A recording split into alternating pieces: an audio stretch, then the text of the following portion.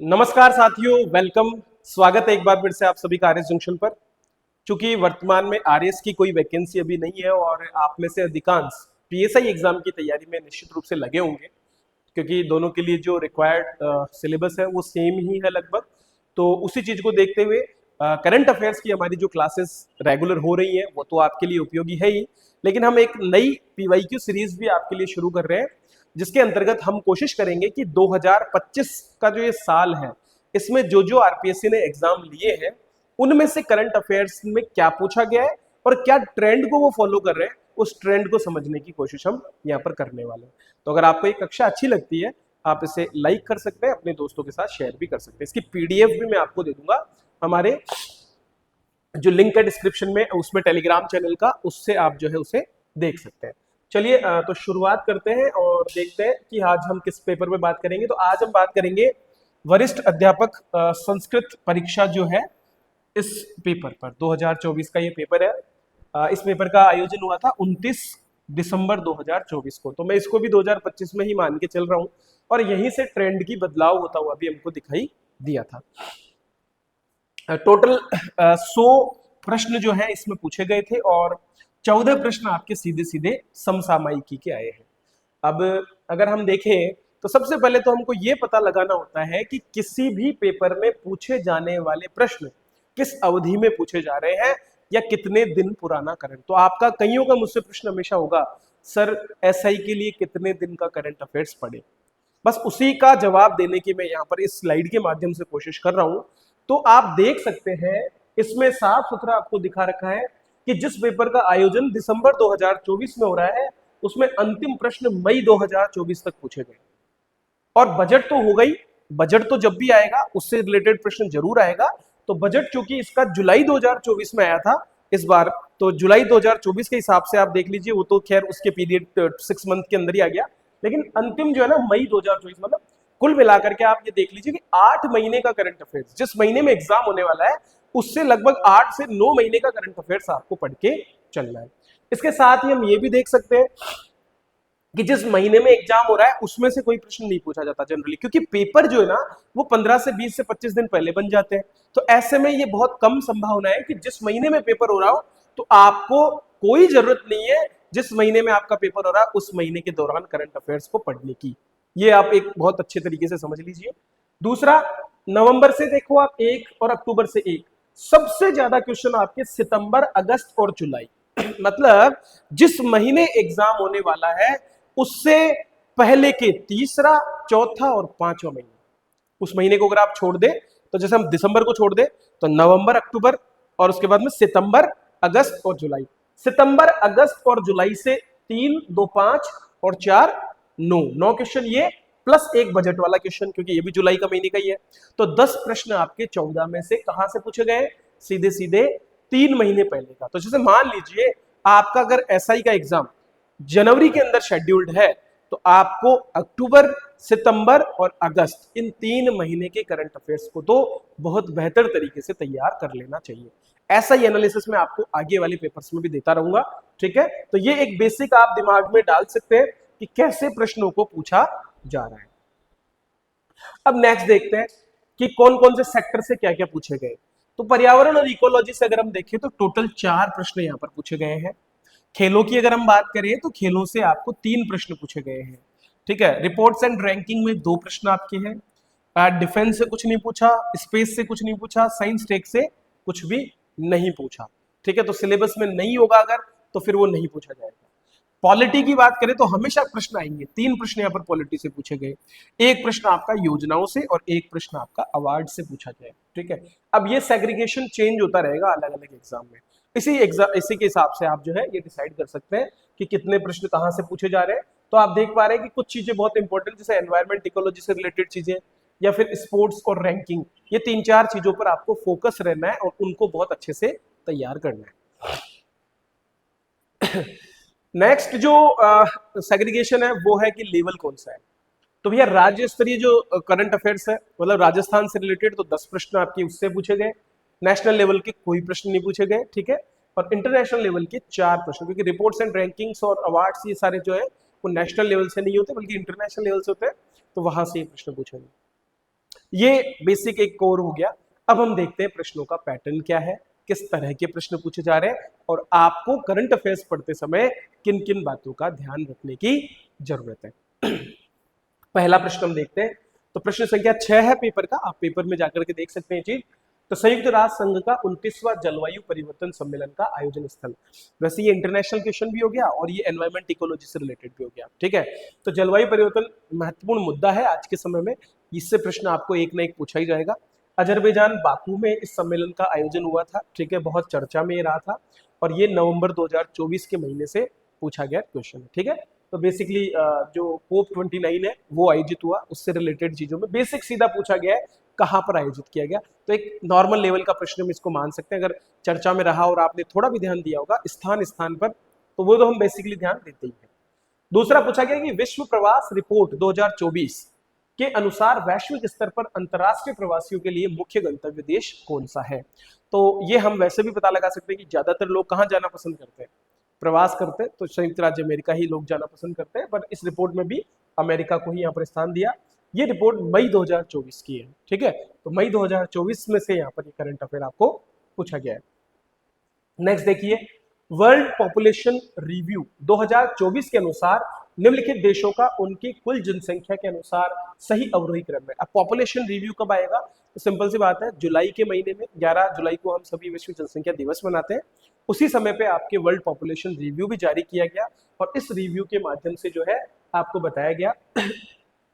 तो आंसर था इसका थाईलैंड, फ्रांस, इटली और दक्षिण कोरिया। अच्छा, ये कोई क्रम में नहीं थे, बल्कि एक पूरी लिस्ट 15 से 18 की कंप्लीट लिस्ट थी, उसमें से इन्होंने बस खाली क्रमबद्ध रूप से इसको छाटा है। तो इसको हम टफ कैटेगरी के क्वेश्चन में डाल सकते हैं, ऐसे क्वेश्चन अमूमन याद नहीं होते। तो अगर ऐसे क्वेश्चनों को आप छोड़ भी दें तो आप एक सेफ जोन में होंगे, लेकिन जो पीछे के क्वेश्चन बताए वो छोड़ने लायक नहीं थे। ये प्रश्न जरूर हम छोड़ने लायक इसको मान सकते हैं अगर हमें एग्जैक्टली पता नहीं हो। तो इस तरह से ये देखिए, ये पूरी टेबल है जिसके माध्यम से पॉपुलेशन रिव्यू में बताया गया था। तो थाईलैंड हो गया, फिर उसके बाद फ्रांस, फिर इटली, ठीक है, और फिर साउथ कोरिया, ये चारों आपके डी ऑप्शन यहाँ पर इसमें सही निकल करके आता है, ठीक है। ये आपको ध्यान यहाँ से रखना।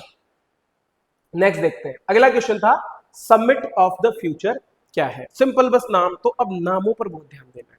थीम्स हो गई, ठीक है, कोई भी जो रिपोर्ट आती है उस रिपोर्ट का नाम क्या है वो सारा आपको याद करना पड़ेगा, ठीक है। तो summit of the future basically जो आपका हर साल अक्टूबर के समय में जो है संयुक्त राष्ट्र महासभा के सत्र आयोजित होते हैं।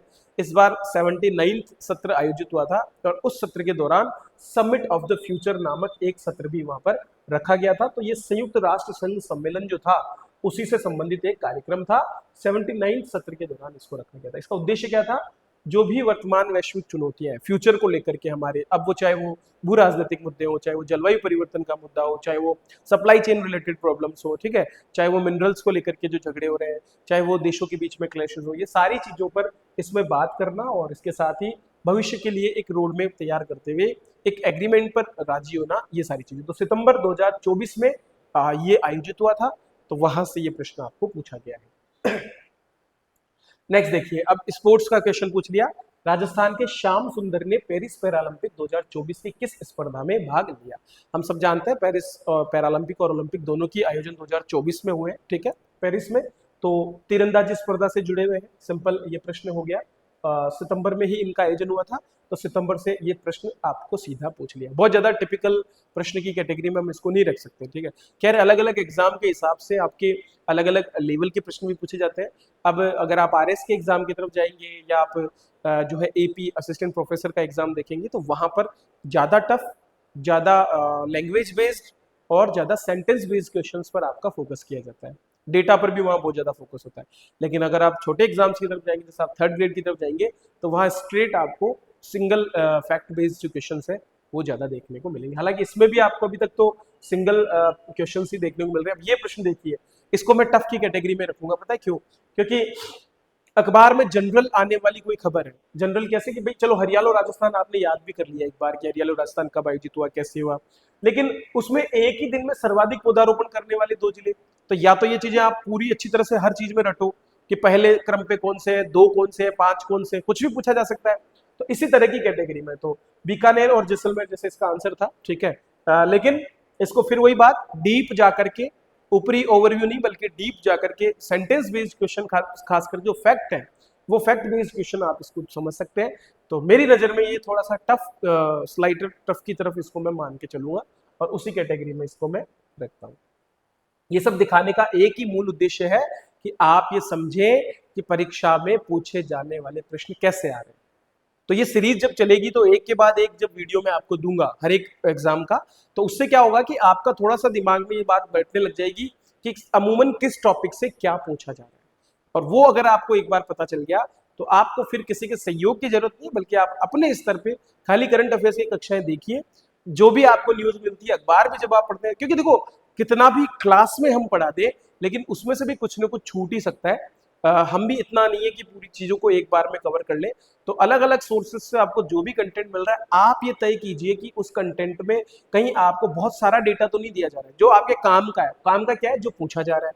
तो पूछा जा रहा है वो अगर हमें पता चल जाए तो काम का भी पता चल जाएगा। ठीक है।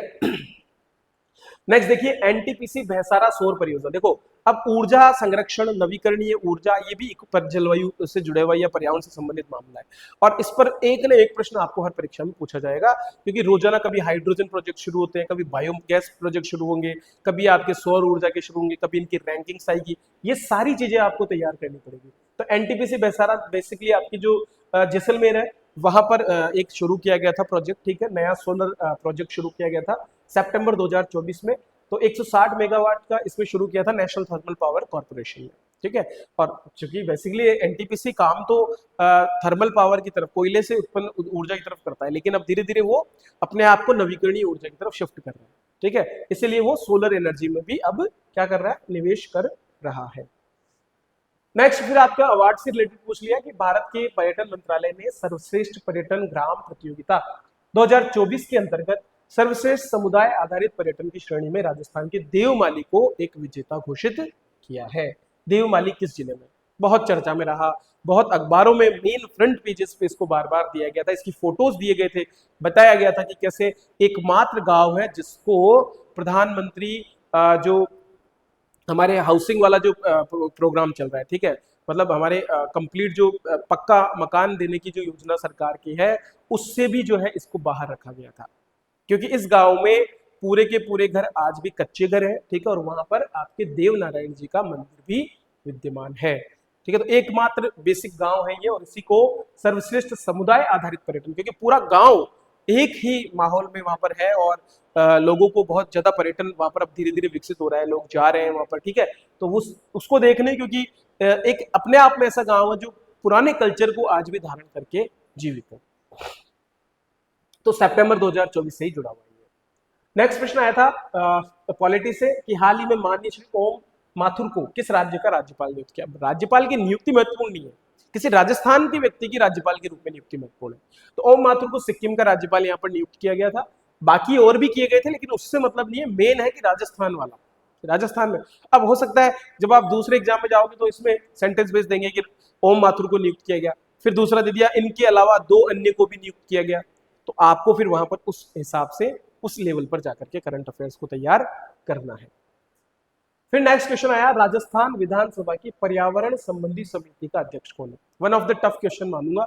उसका रीजन ये है क्योंकि मई और अप्रैल के महीने में हर साल, चूंकि साल भर के लिए हमारी समितियों का गठन होता है, तो मई के महीने में ये गठन हुआ था, इस साल फिर से हो चुका है नई समितियों का गठन, ये उस समय का है। तो जब भी इस तरह का गठन होता है तो उनसे जुड़ा हुआ प्रश्न, चूंकि अखबार में ये चर्चा में रहता है कि समितियों का गठन किया गया।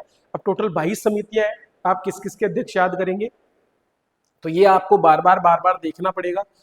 तो इसको भी मैं टफ की कैटेगरी में ही रखूंगा, क्योंकि या तो आपने कभी इस प्रश्न को कर लिया हो, जैसे कि जो भी है, अगर आपने कर लिया तब तो ठीक है, अगर नहीं किया होगा तो फिर ये याद रखना थोड़ा सा मुश्किल हो जाता है। तो राजस्थान विधानसभा की 4 स्थायी समितियों, लोक लेखा समिति, प्राकलन समिति, इनके साथ साथ बाकी समितियों का गठन यहाँ पर किया गया था। ठीक है, तो 15 का 18 मई को और एक इनका 17 अप्रैल को, 2 बार। तो पहले तो स्थायी कमेटियों का और फिर उसके बाद में बाकी जो कमेटियां हैं उनका भी इसमें गठन हुआ। तो मई 2024 की ये खबर यहाँ पर अखबारों में चर्चा में रही थी। नेक्स्ट देखिए, ये एक अच्छा प्रश्न है जो सेंटेंस बेस्ड था, एकमात्र सेंटेंस बेस्ड प्रश्न इस परीक्षा में पूछा गया है। तो राजस्थान राज्य सरकार द्वारा गोवंश के लिए अनुदान दिया जाता है, इसके लिए निम्न कथनों पर विचार कीजिए। कथनों पर विचार करने वाले प्रश्न आपको मिलेंगे कहां पर? आपके एसआई के पेपर में मिलेंगे, आरएस के पेपर में भी मिलेंगे। ठीक है, तो पहला दिया कि राज्य सरकार द्वारा गोवंश के लिए दिए जा रहे अनुदान में हाल ही में 10% वृद्धि की घोषणा की गई है। ऐसे सेंटेंस अमूमन सही हम इसलिए मान सकते हैं क्योंकि ऐसी ही किसी खबर को उठा करके जब वो देगा तो पहले सेंटेंस को वो गलत नहीं करेगा। ठीक है, हालांकि ये कोई ऐसा नहीं है कि फिक्स सी बात है, लेकिन हम एक अंदाजा इसको हम बोल सकते हैं। और दूसरा, यह सहायता राशि सभी तरह के गोवंशों को 1 वर्ष में 330 दिवस के लिए दी गई है, ये गलत है सेंटेंस। ठीक है, ये 270 दिन के लिए दिया जाता है। ठीक है, तो ये हो गया आपका कथन ए सत्य है किंतु बी असत्य है। तो ये हो गया आपका कंप्लीट। अक्टूबर 2024 में ये घोषणा की गई थी सरकार के द्वारा। नेक्स्ट अपना प्रश्न है खेलों से फिर से 19वीं राष्ट्रीय युवा एथलेटिक्स चैंपियनशिप 2024, इसमें राजस्थान के किस खिलाड़ी ने लड़कों की भाला फेंक स्पर्धा में प्रथम स्थान प्राप्त किया? दीपेश चौधरी ने इस प्रतियोगिता में भाग लिया और 70.86 मीटर का थ्रो किया। प्रतियोगिता छत्तीसगढ़ बिलासपुर में आयोजित हुई थी। अब सेंटेंस बेस्ड क्वेश्चन होगा तो क्या होगा कि पहले तो दे देंगे कि दीपेश चौधरी ने यहाँ पर प्रथम स्थान प्राप्त किया है, ये प्रतियोगिता बिलासपुर छत्तीसगढ़ में आयोजित की गई थी, इसके अंतर्गत उन्होंने 70.86 मीटर का थ्रो फेंका। ये 3 टॉपिक में आपको बांट करके और 3 सेंटेंस बेस्ड क्वेश्चन दे देगा। तो आपको अपने करंट अफेयर्स को उसी हिसाब से तैयार करना है। एक तो फैक्ट, जो रिकॉर्ड्स होते हैं, कितने से हराया, किसको हराया, कितनी बार हराया, इस तरह की चीजें आपको याद करनी है। बजट में देखिए 2024-25 के लिए राजस्थान की बजट घोषणा के अनुसार state of the art ultra fitness centre की स्थापना कहाँ की जाएगी? तो एसएमएस स्टेडियम इसका आंसर है, सीधा सीधा। ठीक है, इसमें कोई बहुत अलग नहीं है, सीधा fact based question, line to line आपको बजट में दिए जाते हैं, उन्हीं में से एक प्रश्न पूछ लिया। अंत में निम्न में से कौन अगस्त 2024 में राजस्थान से राज्यसभा का सदस्य चुना गया? तो रवरीत सिंह बिट्टू थे, उनको यहाँ पर चयनित किया गया था। सदस्य की सीट खाली होने के बाद में एक सीट के लिए यहाँ चुनाव हुआ और इनका चयन यहाँ पर हुआ था। जुलाई 2024 की ये बात। तो ये बहुत इंपॉर्टेंट चीजें मैंने आपको बताने की कोशिश की है ताकि आपको ये अंदाजा लग सके कि कैसे प्रश्न वर्तमान में करंट अफेयर्स में पूछे जा रहे हैं। अब देखो, अगर इनकी आप पूरे पेपर्स की ही तैयारी करना चाहते हो तो हमारा पीवाईक्यू का एक कोर्स हमारी एप्लीकेशन पर अवेलेबल है आरएस जंक्शन पे, वहां पर आप जाइए और इन प्रीवियस ईयर क्वेश्चंस के पेपर्स के माध्यम से, तो दिसंबर से पहले के, दिसंबर के बाद वाले पेपर्स तो मैं आपको करवा रहा हूँ यहाँ पर। ठीक है, तो इसमें केवल मैं भी करंट करवा रहा हूँ, पहले करंट अफेयर्स को हम कवर कर ले ढंग से। एक टॉपिक पर अगर ढंग से काम कर ले तो कम से कम आरएस जंक्शन आपको करंट अफेयर्स तो बहुत ढंग से दे देगा। और इससे पहले के अगर आपको देखना है तो उसके लिए आप फिर क्या कर सकते हैं, हमारे उस पीवाईक्यू के कोर्स में जाइए, 2011 तक के पूरे पेपर्स दिए हुए, तो आपको पता चलेगा कि किन किन चीजों पर हमेशा आरपीएससी ने फोकस किया है ट्रेंड में। और दूसरा क्या है कि जो आपके स्टैटिक पोर्शन है, चाहे वो आर्ट एंड कल्चर वाला हो गया, चाहे वो पॉलिटी वाला हो गया, उसमें बहुत से क्वेश्चन जो पूछे गए उन पर आपको ध्यान होना चाहिए, किस चीज में कैसे, किस हिसाब से। जैसे मान लो आपातकाल ही है, तो आपातकाल में कैसे प्रश्न घुमा घुमा के पूछे गए, मुख्यमंत्रियों से जुड़े कैसे प्रश्न पूछे गए, लोक सेवा आयोग से जुड़े कैसे प्रश्न पूछे गए, तो उसका पता लगेगा आपको वहां बार बार प्रैक्टिस करने से। तो वो टेस्ट सीरीज आप हमारी ज्वाइन कर सकते हैं, जिसका लिंक डिस्क्रिप्शन में मैंने दिया हुआ है हमारी एप्लीकेशन का, वहां से डाउनलोड कीजिए। या फिर अगर आप जो एप्पल के फोन यूज करते हैं तो वहां पर हमारे पोर्टल पर जाकर के आरएस जंक्शन नाम से सर्च करके वहां से आप इसका लाभ उठा सकते हैं। ठीक है, इसके अलावा Rajasthan history art and culture का भी मेरा एक कोर्स चल रहा है जिसका आप लाभ ले सकते हैं। और 23 जून से हमारा फाउंडेशन बैच भी शुरू हो चुका है आरएस जंक्शन पे, तो वो फाउंडेशन बैच पे अगर आप चाहें तो आप ज्वाइन कर सकते हैं। बेस्ट कंटेंट के साथ बेस्ट क्वालिटी का चीज़ें आपको यहाँ पर दिया जा रहा है, तो आज ही आप इसका लाभ उठा सकते हैं। तो वीडियो को लाइक करें, शेयर करें और हमारी इस प्लेलिस्ट को देखें। इससे पहले भी मैं आपको एक वीडियो ला चुका हूँ एसआई के लिए, ठीक है, जिसमें हमने साइंस एंड टेक पर थोड़ा सा बात किया था। अब कंटिन्यूटी में आपको जो है करंट अफेयर्स के ये वीडियोस मिलते रहेंगे। Thank you.